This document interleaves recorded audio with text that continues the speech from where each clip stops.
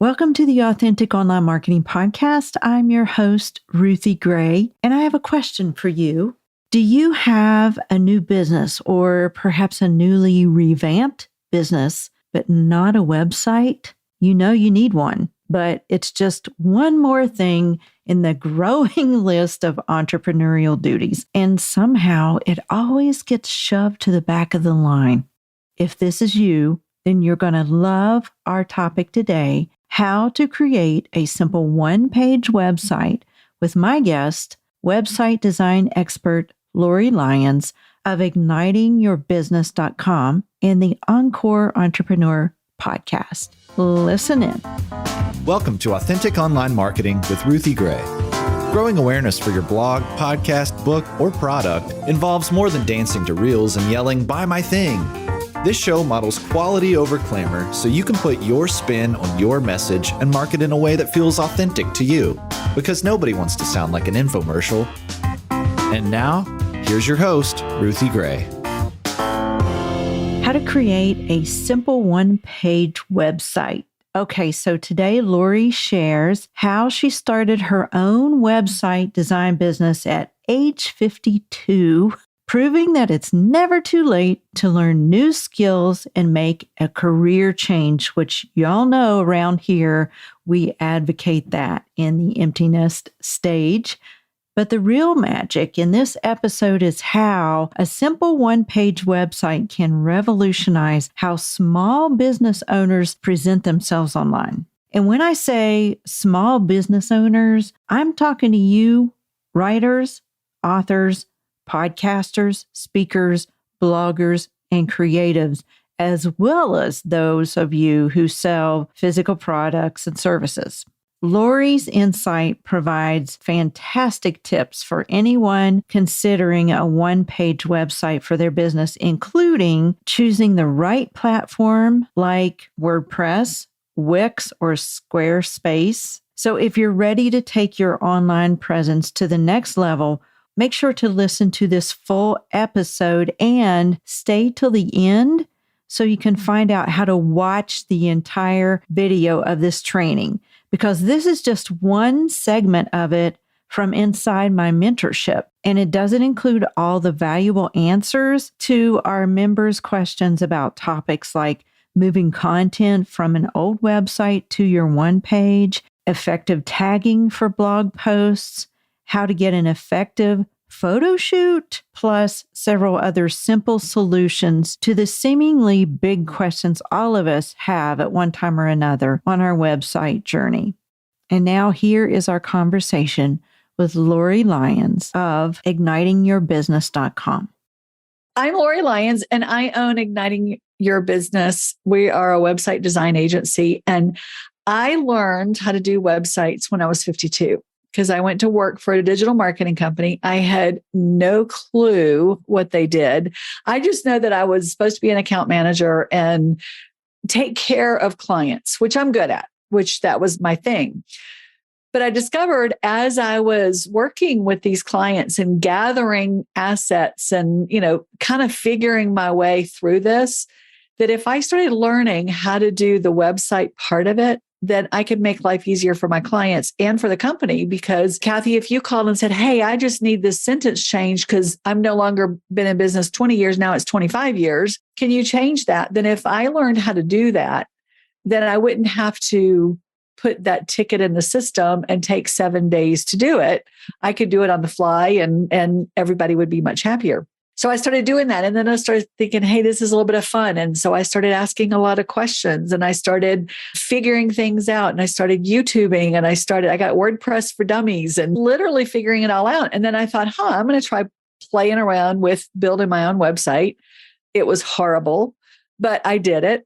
And then my boss called me in after I'd worked there for about 3 years and said, we're going to go in another direction. I need somebody who's more technical. So see ya. And so I'm like, what he didn't know was that I was becoming technical as I was working there. So I, like 2 months later, I had a call from a guy I went to high school with. I had been calling on him as a potential customer for the company.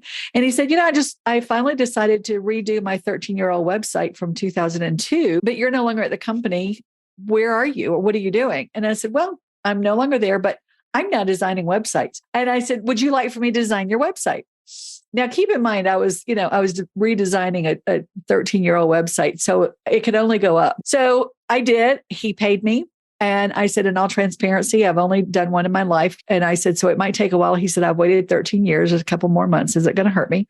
So we did. In fact, I met with him this morning and we are looking at redesigning my first website I built for him. So it kind of led there. You just never know where things are going to go. But I've discovered over the years, after working with a bunch of clients, that there's a lot of misinformation we have about websites, especially when we're beginning business owners. We think that we have to go out and the first thing we have to do, we get our name and then we find out who our clients are, we figure out where we're going to sell, and then we have to have a website. And you feel like you got to have this 500-page website because you got to put everything that you have on the website or clients aren't going to find you. But I give my clients permission to say, especially new business owners, don't do that because things change. Take the pressure off of yourself. Your priority right now is getting clients. Your priority right now is getting cash flow in. Your priority is not building a website to rival Coca-Cola. You just don't need it right now. What I propose to a lot of my clients is a one-page website. And there's a lot of things that will do for you. Couple of fun statistics is 96% of your potential clients will learn about your business online. 62% of customers, your potential clients, will ignore you if you don't have a website. And not having one is seen as being distressful. 38% will stop interacting with a poorly designed website. And 38.5% of your clients will judge you based on how your website looks. So it's important to still have some kind of digital presence without feeling like you have to overwhelm this and do this big thing. The other side of my clients say, well, why do I need one when social media is free? I'm on social media. Why do I need a website? I can be out in social media. And Ruthie and I had this conversation yesterday in that social media is rented real estate. Totally stole that from Amy Porterfield because it's true. Social media is rented real estate. You don't own the clients you have on there. So what you want to do, we were talking a little bit about this, is you want to get your clients. Social media is wonderful to promote the brand and to start getting your message out there and to do all the stuff that you do with social media. But you want to take them off your social media and put them on your website so that you can put them in your email list. And you have to send them someplace, whether you send it to a landing page or a one-pager or a website. All of those are websites. A landing page is still a website because it's got to be online and there's some distinctions and we won't take the time to go into that. But with a website, you want to be where your clients are, whether that's or with a digital presence, you want to be where your clients are, whether that's on social media or on YouTube or any of the other platforms. But what you want to do is bring them off, because what happens is when somebody starts finding you, they will Google you first, and your social media and your website and your LinkedIn and all of that will come up. So then they're going to start going and finding out about you. And they might say, okay, Kathy, I'm going to go to your Instagram page. I don't have time to scroll through and see all of this stuff about you on Instagram, and then go to Facebook and learn more, and then go to YouTube and learn more, and then go to TikTok and learn more. So what I'm going to do is I'm going to find you on Instagram and say, I really like what you're doing. I really like what I'm seeing. Let me go learn more about you and go to your website so I can see the whole story. So your social media is the soundbite. The website is the full story. You take me to the website. I give you my information. You get my email address, and then I'm yours. Then you can do whatever you want with me because I have committed to you as a client. So when you look at your one-page websites, there's a couple of benefits to it. They're easier on your budget. You can expand them as your business expands. They're also very flexible. Because what I found with working with beginning clients is when you come up with your proof of concept and you say, I'm going to go out and start selling this. And as you start tweaking what you're doing and you start modifying it based on the feedback you're getting and the clients that you're getting, you're going to change things anyway. If you've just created this big full-blown website and you have to go in and start changing things, it's going to take a while. But if you have something light and flexible and agile, like a one-pager, you can go in and tweak and change pretty easily as your business evolves and as your business changes. Then you can expand it. Once you kind of get settled on a concept and you get settled on your services and your messages, you can expand it as your company grows or as you grow, or in Kathy's case, as you spend more time retiring. You can pull it back or take it out. It's more cost effective. It gives you quicker load times because it's peppier. 87% of your potential clients will look at your business online on mobile. Even at our age, mobile could be a tablet, but they're probably not sitting at their desktop going through it. We're a little bit of a different animal because our age, we still have desktop. We still are used to laptop, but we will do a lot of stuff on a tablet because we can see it better than a phone, but we still use phones. So you want it to be mobile responsive. And you want it to be easy to navigate, which a one page is. You typically don't have layers and layers of a menu at the top. And when you have a one pager, there's some best practices that you do. You want to make it full. You want to make it look aesthetically pleasing. You want it to flow. You want the menu at the top to scroll down. And most people, even since I do this for a living, sometimes I have to really stop and look, is this a one pager or is this a full site because of the way they have it set up? Best practices, regardless of whether you're doing a one pager or a bazillion pager. As small business owners, we want to make sure, and Ruthie does this. In fact, when I was first introduced to Ruthie, one of the things that drew me to her was her branding. I loved going online and having her relate to Carol Brady, who I relate to. She's us. I knew her. I knew exactly who she was. Yes. But you also want to have branded photos of you. Stay away from stock photos. It's okay to fill in with stock photos, but always have good branded photos taken. And when you do your branded photos for your website, you want to make sure you're using a branding photographer, not a headshot photographer, because they're two very different things. A lot of times they'll both do the same, but just make sure, ask them if they do branded or lifestyle photos. It does make a difference. It does. It does makes a huge difference. And when you do it, you want to tell them you need horizontal pictures, which most photographers really hate to take. Mm-hmm. I usually go to photo shoots with my clients and I make them and I stand there and say, okay, let's look at them. Because you can always make vertical from horizontal, but you can't make horizontal from vertical. So those are two good tips. And ask them when you're doing this. It's going to feel very awkward when you see the pictures, but you want you for 90% of your pictures, you want you either on the left or the right side so that you have space, negative space to do stuff with. Mm-hmm. And your branded photographers will know what I'm talking about because you can also use those for social media. And there's other uses for them. But if you offset, you've got room to play with them. Let me interject something here. When I went for my brand photography session, there was a lot of work that went into before I ever got there. There was a whole spreadsheet. She asked me about my brand, about who was my target audience and what was I specifically selling or marketing? What kind of pictures would I like? What did I need? Did I have props? Were they color branded? Did I need her to bring anything? And it just opened up this whole thought process for me. Well, yeah, I need a ring light. I need a microphone. I need my phone. I need a beach pillow. I brought so much stuff. I couldn't carry it all in one trip. And so we did so much homework before the photo session that we were able to bang it out and get it done. And everyone has said since then, your photos are so branded. She captured the essence of who you are and your message. And I said, well, there was a lot of homework on the back end, but it was worth it.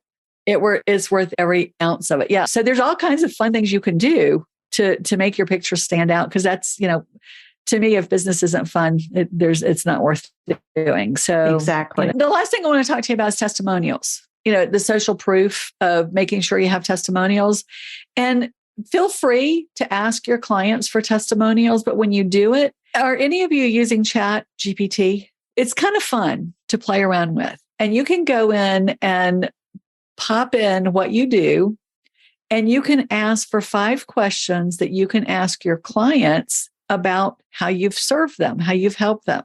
So what I've been doing for my clients is going in and getting 5 really cool questions that relate to what they do and how they've served their clients, so that their testimonials are not just, oh, Kathy really helped me. Jennifer's great. I loved working with her. That's what we get a lot of the times. But if you ask them really pointed questions, then they'll give you really pointed answers, and you can mold. And in spite of what people tell you, you can edit testimonials. As long as you're not changing, don't make it from a bad one to a good one, so to speak. Right. But you can edit around them so that they will reflect what you need them to. And then what I do is I send them back to the client and said, I've edited this. Will you check it and just make sure it's good? But you can also ask those questions on video. So if I were to say, Jennifer, describe to me what makes working with Ruthie different than other business coaches that you've worked with. Then I'll say, will you repeat that back to me as a sentence? Ruthie is different from other coaches I've worked with because blah, blah, blah, blah, blah.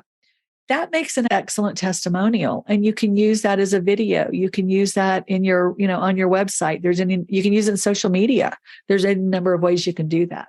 I like those pointed questions. I like that. That is a great idea.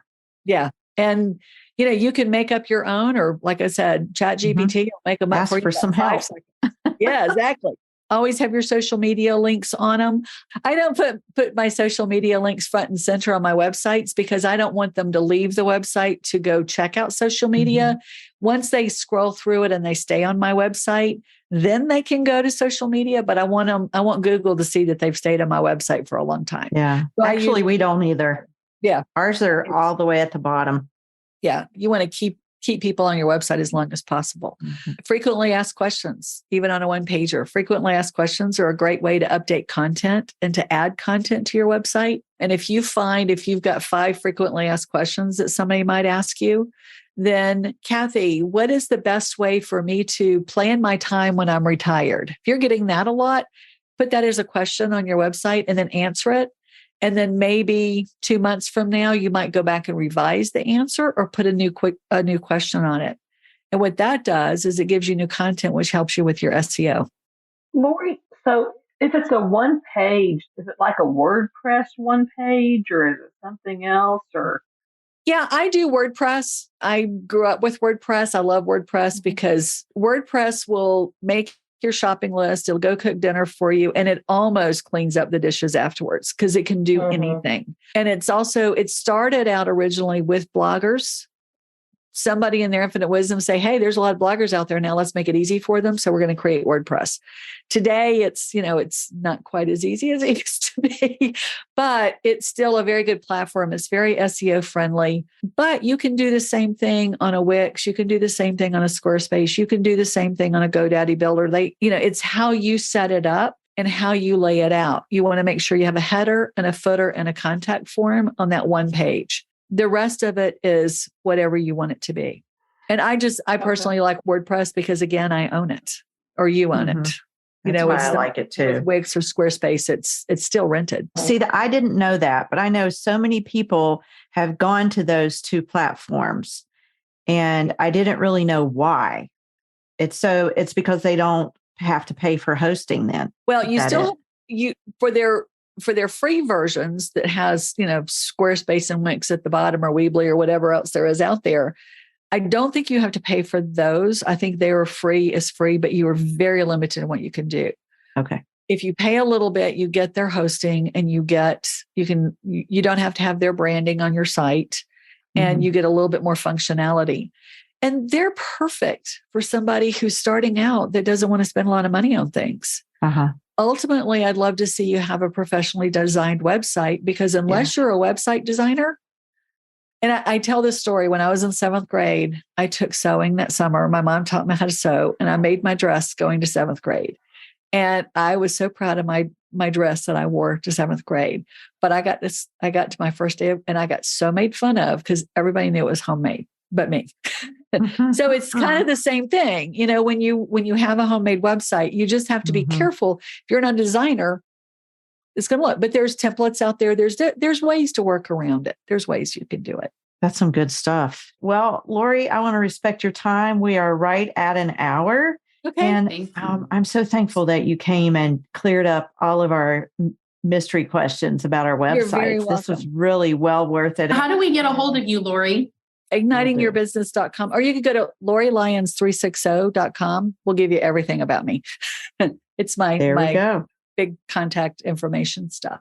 This was worth the price. Whatever we paid for this mentorship, which I can't even remember, this was worth it. I think you kept Jennifer and I out of the insane asylum. Hey, very good. 100%. Very good. Yes. Very good. Make it live. Nobody's going to know what's not done except for you. And What a Ruthie. relief. What a relief. Yeah. It'll just be between us. No one else will know. Yeah. There you go. Well, thank you It's so been much. a pleasure. Again, You guys Lori. had some great questions. So thank you. Yeah. Thanks Lori, a lot, Lori. Bye. Are you on Instagram? Me? Lori? Mhm. Yeah. Ignitingyourbusiness.com or Okay. Igniting Your Business. Yeah. Igniting On your Instagram? business. Okay. On Instagram. Igniting your Awesome. business. I'll post it and tag y'all and y'all can share it. Okay, perfect. That Yeah, would and be my great. podcast is called the Encore Entrepreneur. Yes, you And wanna so, listen. shameless plug to go subscribe and listen. What a great conversation, huh? Did you learn something today? I sure did. And I promise the full video will deliver even more value because Lori shows us examples of one-page websites and what they should include. So be sure to click on the one-page website training link in the show notes to view or listen to the full training on our private podcast called 2024 Marketing for Creatives. And don't forget to connect with Lori on Instagram at Igniting Your Business and check out her podcast, The Encore Entrepreneur, for even more insights into the world of online marketing. And if you need a website design or a one-page, Lori can give you the hookup. Thanks for listening today. Until next week, be sure to share your message your way in your own authentic voice and website.